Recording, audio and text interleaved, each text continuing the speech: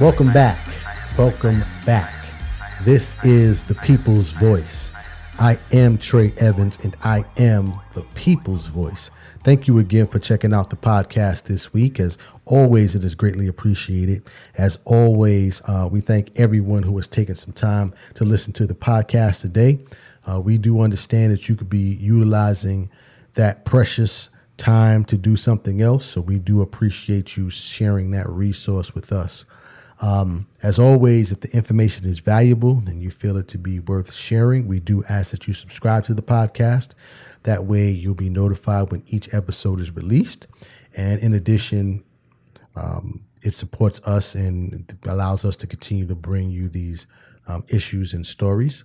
But we do put out an episode each and every Friday, which is heard on all podcast platforms. And then we put out a video on YouTube every Wednesday as well, which you can go to my channel, I am Trey Evans, on YouTube to check that out.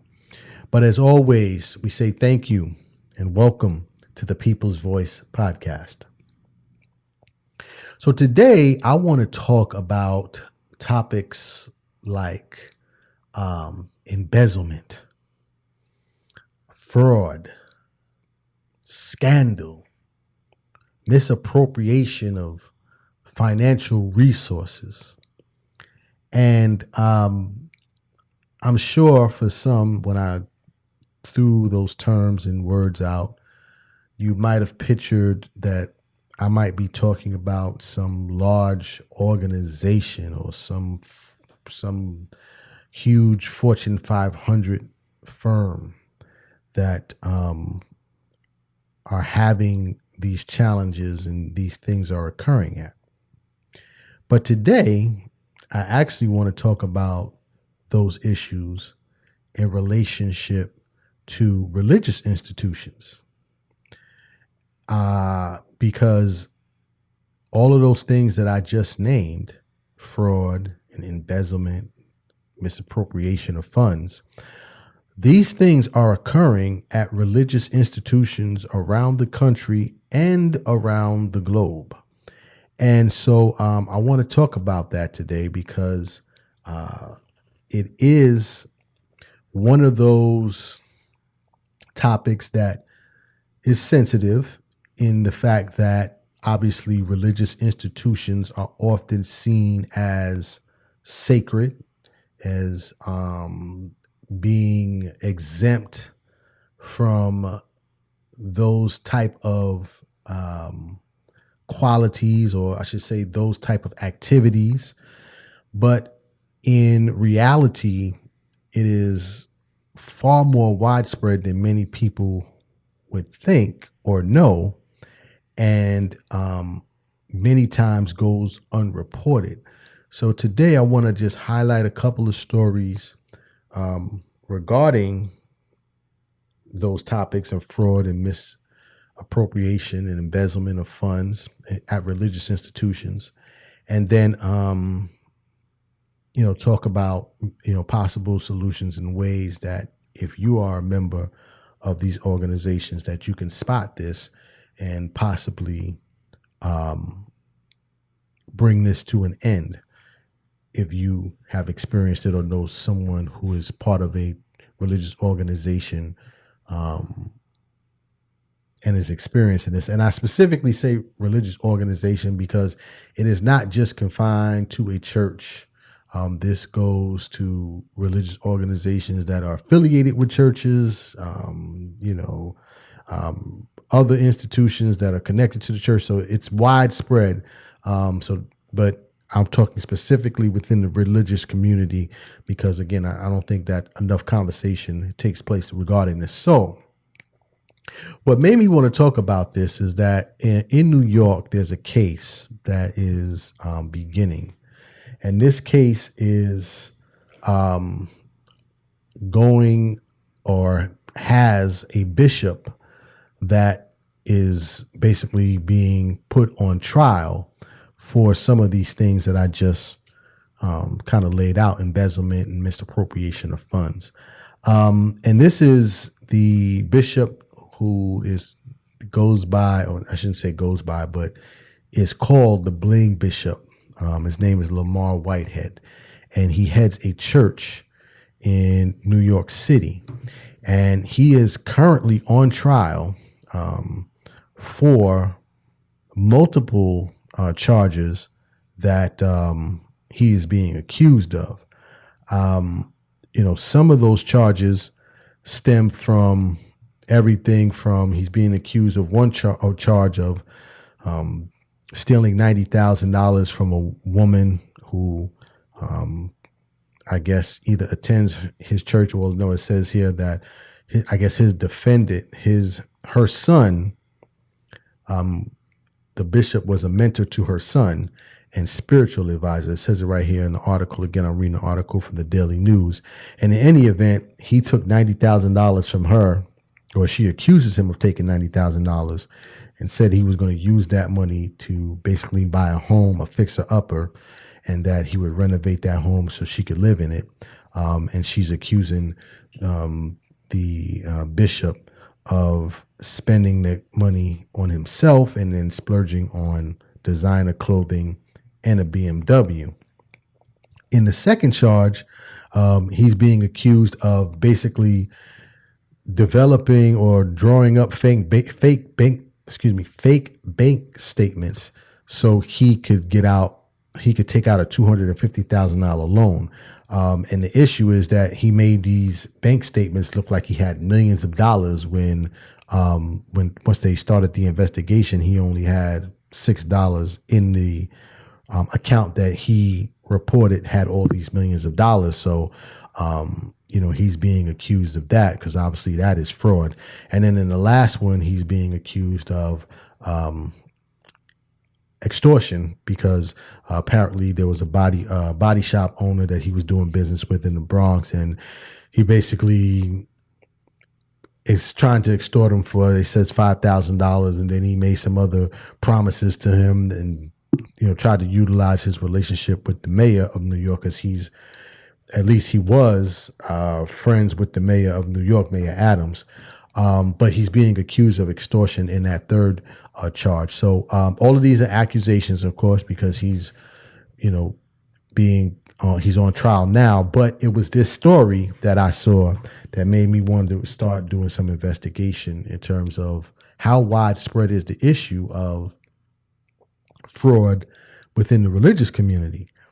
And as I started to do that, I came across I shouldn't even say that. I came across some pretty good information after digging, just to try to get an understanding about how widespread is fraud and religious misappropriation, or I should say fraud and misappropriation of resources, especially financial resources in the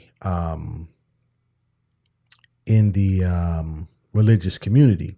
So I came across a story that basically highlighted a report that was done by a insurance company called Brotherhood Mutual Insurance Company.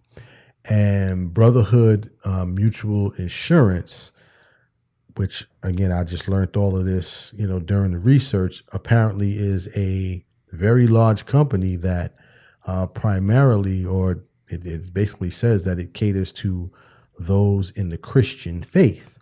So Brotherhood Mutual basically stated in a research that they've done, they are estimating that fraud in churches is expected to reach $100 billion by 2025. Now, again, it doesn't say that this is specifically just Christian churches, but it just says $100 billion is expected. Fraud is going to, is expected to occur in churches and increase by $100 billion by 2025. Now, this is a very big number. And so once I saw that number, then I started doing some additional research. And like I said before, I start coming across all these stories. There's another story here in the United States. And this one was reported by, who was this that reported? I think this was the Financial Times that reported this. And they, in this story that I'm reading here, they talk about a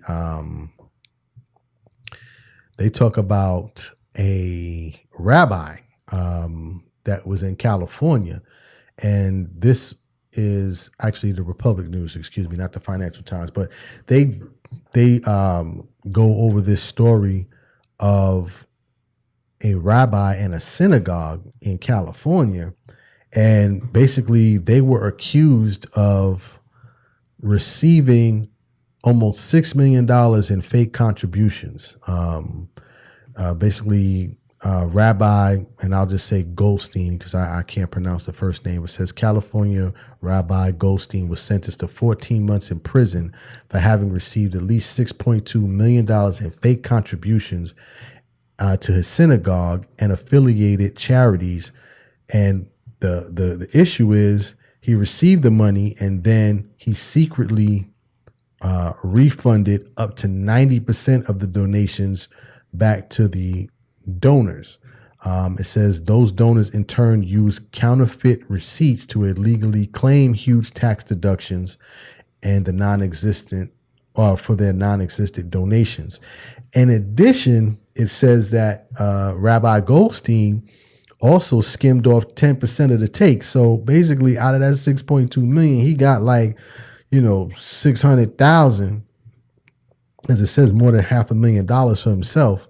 And then, use that money to funnel. And then on top of that, so this is a three-pronged issue. Number one, he falsely faked the contributions. Number two, he refunded them back to those who gave him the money, right? So it's kind of like, here's the money, and then let's take it back, give it back to the donors. And then the third thing he did was he got Fortune 500 companies to do basically a match, right? Kind of like your 401k, right? The match dollar for dollar or however the percentage of money that was being donated. So he might have had, I don't want to call out a company to affiliate them with anything like this, but he might have had, a large beverage company say, okay, for every dollar that you get, we'll put 50-cent donations, or 50-cent match on each dollar. And the money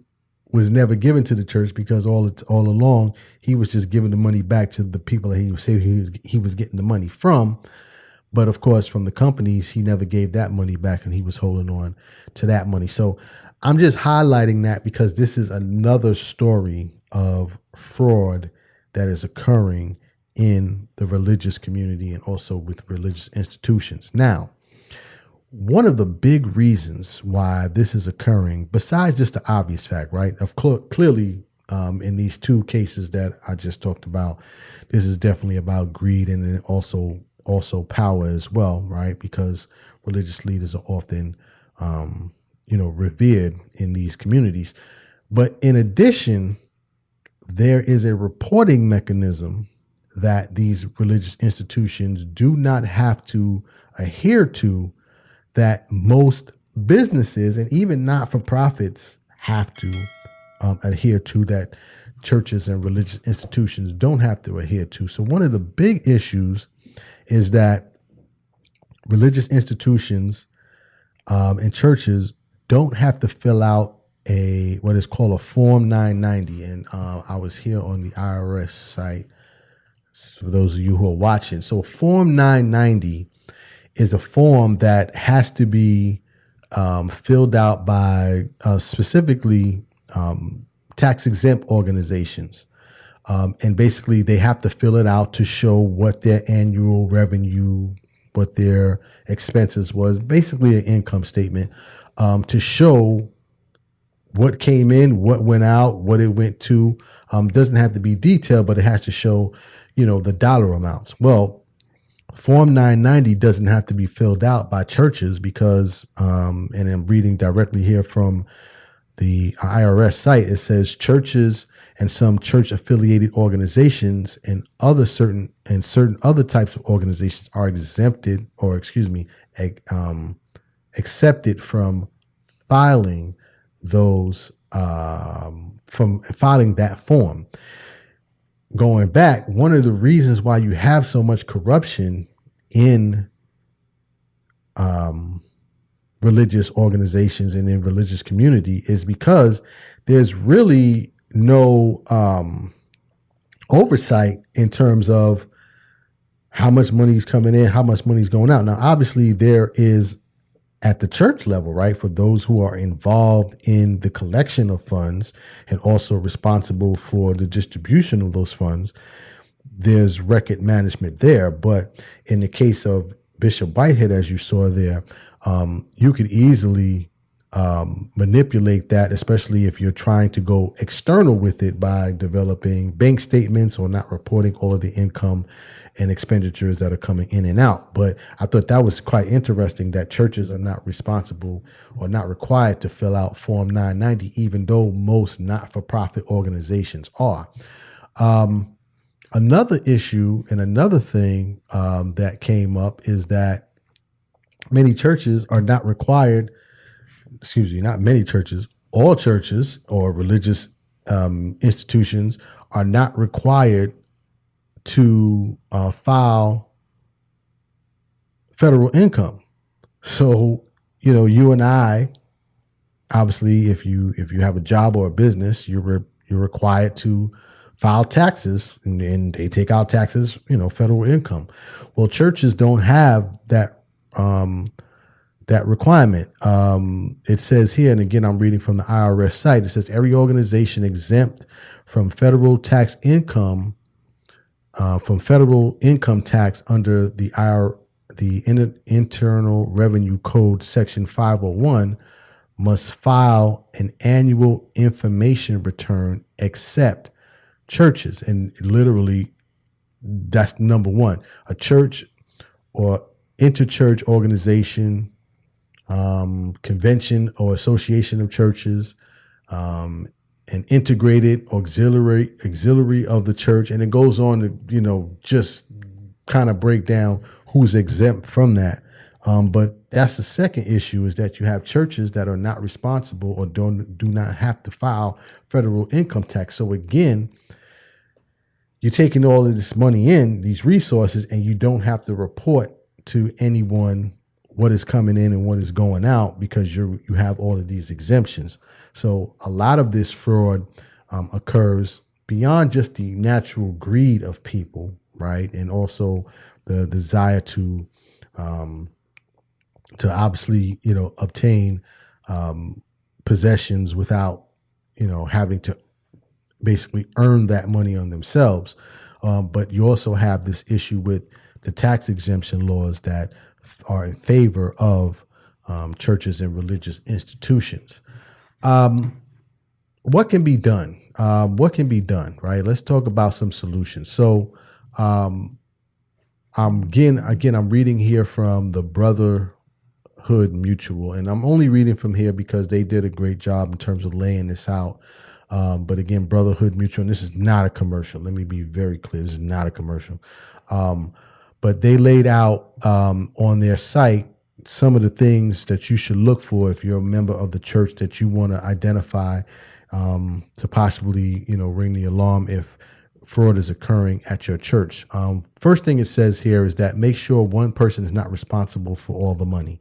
And I think that's a great suggestion because oftentimes, especially when you start to get down to your smaller churches, you have one person that's responsible for handling the money. And it says here that the person opening the mail shouldn't be the same person who makes the bank deposit. It shouldn't be the person who makes the payment. There should be other people involved in it. That way it allows or reduces the temptation, as it says here, for one person who handles all of the church money to get tempted into do something wrong. Secondly, it says always use 2 people or more for collecting money. Again, as many people know, in these religious institutions, there's a collection. Often it's cash based. It suggests here that there should be more than one person involved in that process to make sure that there's some accountability. And then last but not least, it says that this should have some oversight in terms of some supervision. So you may have an administrative team at the church or at the religious institution that handles all of the finances, but there should be someone above that who kind of conducts, an independent audit, if you will, or oversees that process as well to ensure that fraud is kept to a minimum. Not kept to a minimum, to be eliminated if it is occurring at your organization. But that's what I wanted to talk about today. And listen, I've literally just gone through a very short overview of this issue. Again, this issue is, I read story after story after story, and it is very much widespread. Now, again, it is very much underreported as well, because many people are often afraid to come forward, again, because of the influence of these organizations. But it is very much widespread. And this case in New York, I think, is really going to ramp up that conversation. And you're probably going to hear a lot more different stories coming out during the year about other organizations that are and leaders and also members that have been accused of fraud at their churches and also organizations. But that is my time for today. I hope this information was valuable and enlightening. As always, if you'd like to tap in, you can reach us at the People's Voice Podcast. Please leave a comment. We would love to talk with you and get your comments and suggestions and feedback. And then you can also reach me on any social media platform at I am Trey Evans. That's my time for today. I was going to say something else, and I was like, no, I think I'm done. But that's my time for today. As always, dreams are not just for sleeping. Please wake up and live your dreams. My name is Trey Evans, the People's Voice. Tell somebody about the dream. Salute.